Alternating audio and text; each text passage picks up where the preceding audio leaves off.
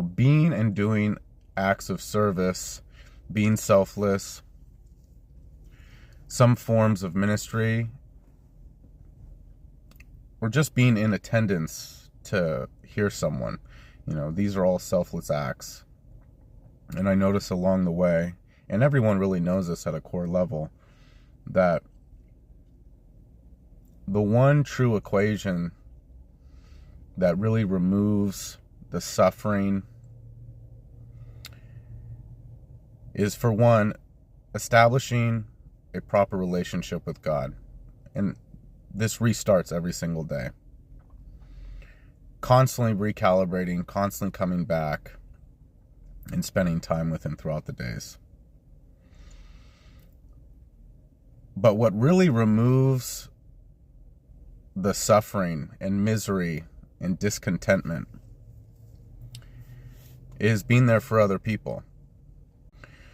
And as simple and as straightforward of a topic this is, I'm saying this just even as a simple reminder to myself that, even when we get into sin and it's this repeat offense, this cycle of sin, this cycle of not even necessarily being sinful, but allowing the enemy within our thought stream to plant seeds, and then we're starting to feel more, shameful or guilt or insecurities, doubt, fears, all these things.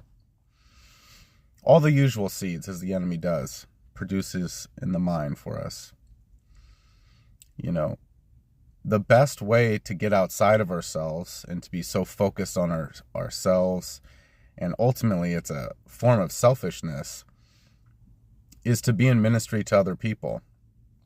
A classic example is just, I've even in the past, you're walking around and having a moment, you're in fear and anxiety, and then, some old lady comes by and she drops her book bag and her purse, and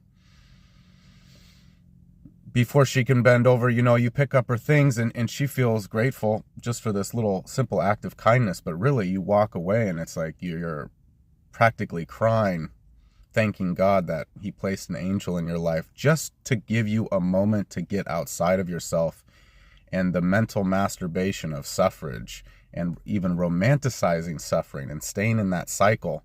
That cycle in itself is the devil's plan. Just as an idle mind is the devil's workshop.